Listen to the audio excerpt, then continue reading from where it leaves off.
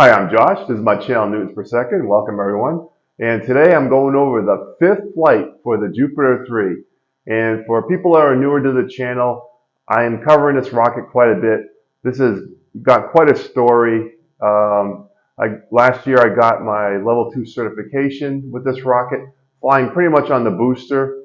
And it has progressed and progressed, adding an upper airframe, flying on bigger and bigger motors. So this has been a pretty exciting journey with this rocket.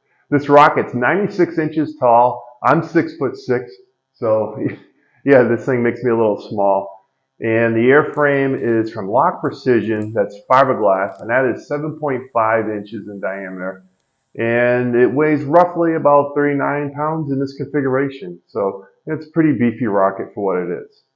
And that brings me to talking about this fifth flight that I flew on an Aerotech K535 White Lightning. So with this fifth flight, there was a few goals I wanted to achieve with the rocket. One being flying on the Aerotech K535 White Lightning. RockSim showed that this was only going to go about 1,100 feet and off the rail about 32, 33 miles an hour, which is pretty minimal without a lot of wind.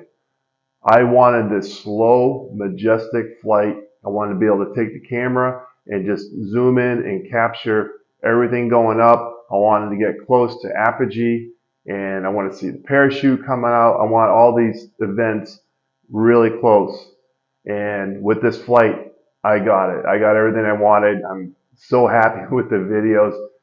My second goal with this flight is to work on the recovery. My previous launch on the Cicerone L995 Red Lightning motor, I added more weight to the nose cone, bumped up the black powder charges, and all that resulted was a violent apogee ejection charge, breaking all the shear pins on the nose cone. Nose cone came out, and at 4,500 feet, I have my main out, which is not ideal.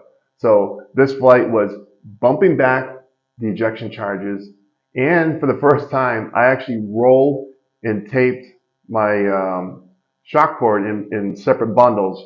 So I had 3 bundles for the upper airframe, and then in the booster section, again, I rolled 3 sections and just lightly taped the lines. I used the blue tape, the painter's tape, and just overlapped the sticky part about 1 inch, and that worked great. So bumping from, say, 5.5 grams of black powder down to 4 grams on the main charge, and then 5 at backup, kind of back where I was at with it, and that works fine. It's kind of like, why mess with stuff that works? But I didn't know any better. You know, you add more weight to the nose cone. I'm afraid of the charges not being able to push out that extra weight. So the flight was pretty awesome. The up part was great. Apogee, everything came out real nice. The main came out at the, I think, 500 feet where I set the altimeter, and the RRC-3 reported a whopping 1,008 feet altitude. So, and on its way down, I think it caught a thermal. It said 12 feet per second. I'm not sure why I read that. The last flight was like 23 feet per second. So who knows? It came down really, really, really slow. So it's possible there was a thermal there, and landed like 60 feet from the pad. So major improvement over the previous flight when it landed. You know, I think I measured it out on the other video, 4,200 feet away, almost a mile. You know, we're talking 30, 40 minutes to walk to get the rocket. You know, my wife and I are out there. So yeah, granted this didn't go as high, but it was really nice just to have a fun flight. It captured everything I wanted, all the goals, good tests, and some great video footage. All right, that wraps up the post-flight review for this rocket.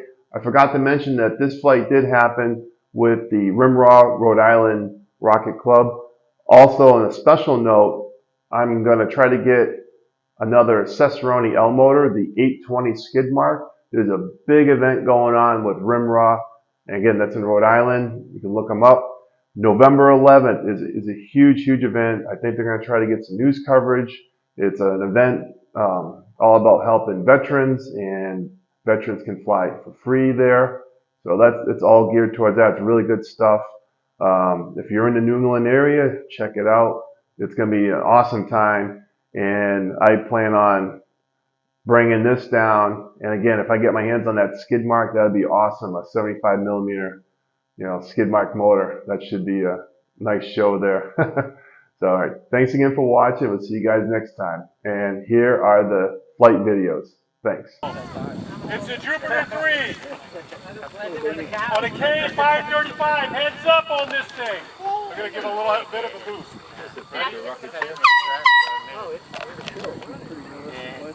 On pad A6.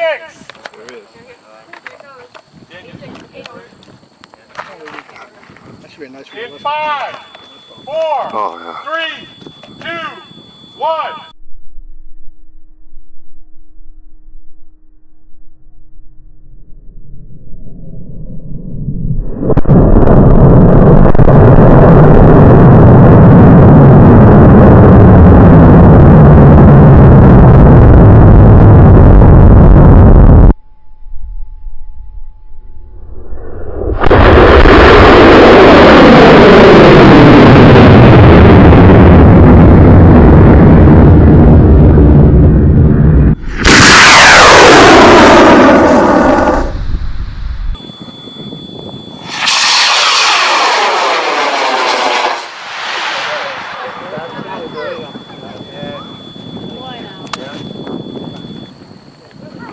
Hey, we didn't pop the main.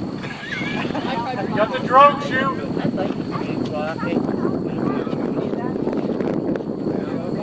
Coming out at 500 feet. There it is. Woo! All right. Nice job. Oh yeah. That weather cup hooked up her. So I make those shoots, John. What do you think? Hey John, I think it caught a thermal. It's gonna smash this pad or other rockets as it comes down. I can't see where I'm at. Oh, you're in front of the pad. You're good. Really? Yeah, Coming? You're you're out 100 yards. Wow. All right. That was awesome. Flight with David Roy's two-headed monster, the sidekick.